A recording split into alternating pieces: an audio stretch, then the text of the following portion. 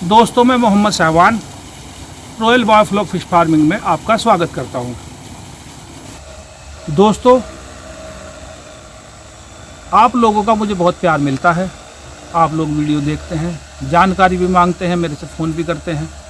पर आप लोगों से ये है कि अगर आपको मेरी ज़्यादा वीडियो देखनी है, एक तो हमारे चैनल को सब्सक्राइब करें, और किसी भी तरह का आपको सुझाव चाहिए है तो वो आपको फ्री ऑफ कॉस्ट मिलेगा। लाइक दबाएं, शेयर करें। कुछ लोगों के मछली पालन को लेकर सवाल है, क्या मछली पालन एक लाभ का बिजनेस है या नहीं है।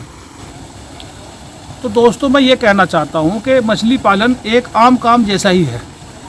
बहुत ज़्यादा हम इससे एक्सपेक्ट करते हैं, तो ये उसी को जिस तरह से आप आम काम से बिजनेस में आपको अपना इन्वेस्ट करते हैं, जितना लाभ आप वहाँ से लेते हैं उतना ही लाभ लगभग आपको यहाँ से मिलता है।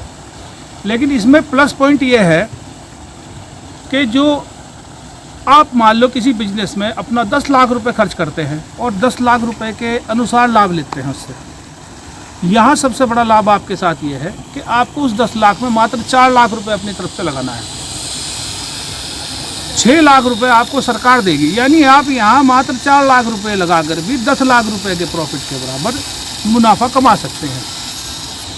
60% सरकार इसमें सब्सिडी देती है, जो कि आपको वापस नहीं करनी है। और आपके पास अगर ज़्यादा कम पैसा है तो 30% आपको सरकार से आसानी से लोन मिलता है, जो कि न्यूनतम ब्याज दरों पर मिलता है। तो इसलिए ये काम बढ़िया इसलिए है कि आपका इन्वेस्ट इसमें कम होता है। बाकी पैसा आपका 40% है, 60% पैसा अपनी तरफ से सरकार लगाती है। इसलिए आपका ये लाभ का इसलिए हो गया कि आपके जो काम 10 लाख रुपए में होना था वो काम आपका 4 लाख रुपए से शुरू हो जाएगा। यानी 4 लाख रुपए लगाकर भी आप उतना लाभ कमा सकते हैं जितना आप 10 लाख रुपए की लागत लगा करके कमा सकते हैं। तो अब इसमें आज मेरा दूसरा सवाल जो था उस भाई का, उसके हिसाब से ये जवाब है पूछने की, भाई हम ये जो बायोफ्लॉक फिश फार्मिंग या RAS कल्चर करते हैं, हाई डेंसिटी फिश फार्मिंग करते हैं, इससे ज़्यादा प्रॉफिट तो है लेकिन इसमें खर्च भी बहुत ज़्यादा आता है। तो दोस्तों, मेरा ये कहना है, मैं भी पिछले 4-5 साल से इसी काम में हूँ। जो लोग इस बात को कहते हैं कि इसमें खर्च ज़्यादा आता है टैंकों में और पौंड में खर्चा कम आता है, तो मेरे हिसाब से ये गलत है।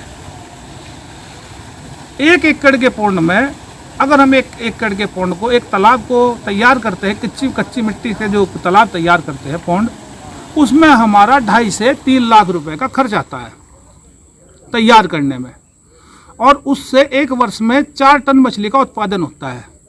तो दोस्तों, ये टैंक की तरफ दिखाइए जरा इन्हें। इस टैंक के अंदर इस टैंक का खर्चा भी 2.5 लाख से 3 लाख रुपए के बीच ही है, और इसका उत्पादन भी उससे ज़्यादा ही है। तो दोस्तों, हमारा कम जगह लगाकर भी ज़्यादा उत्पादन हो रहा है, यानी कि इतने ही 2.5 से 3 लाख रुपए के एक टैंक में उतना उत्पादन जितना 1 एकड़ से हो रहा है। और 1 एकड़, क्योंकि अब वहाँ देखते कुछ किसी और नज़रिए से देखते हैं आप कि सस्ता है, ये मैं मानता हूँ सस्ता है, लेकिन उत्पादन कितना हो रहा है ये अहम है। उस 1 एकड़ में से जिसमें आपका 2.5 से 3 लाख रुपए खर्च हो रहा है, उसमें से आपका 4 टन का अधिकतम उत्पादन है। जबकि आप यहाँ 4 टन से अगर आप सही तरीके से करते हो 6, 7, 8 टन भी उत्पादन कर सकते हो वार्षिक, और खर्च इसका भी 2.5 से 3 लाख रुपए है। तो दोस्तों, ये मिथ गलत है, तरीका गलत है। अब ये तो साइंटिफिक तरीका है, बिल्कुल अभी लेटेस्ट है। इसमें आपका पानी भी बचता है। इसमें आपका और फ़ायदा ये है कि मॉनिटरिंग, आपकी मछलियाँ सिर्फ 1 पॉइंट में इस जगह है, आपको मॉनिटरिंग की दिक्कत नहीं है। इसमें आपको ज़्यादा लेबर की ज़रूरत नहीं है। बहुत से लाभ हैं इसके। आप इसको कवर भी करके 2 कल्चर कर सकते हैं। तो दोस्तों, ये कहना गलत है कि अगर हम पौंड में कल्चर करेंगे तो हमें वो सस्ता पड़ेगा। ऐसा नहीं है। पौंड का कल्चर भी इसके कल्चर के आपको बराबर ही करेगा, क्योंकि मछली पालन में लगने वाली लागत दोनों में सेम आनी है। अगर इसका टैंक 2.5 से 3 लाख रुपए का है तो उसका भी 4 टन की उत्पादन का जो टैंक बनता है उसकी लागत भी 2.5 से 3 लाख रुपए की ही आती है। तो आज के लिए बस इतना ही। धन्यवाद।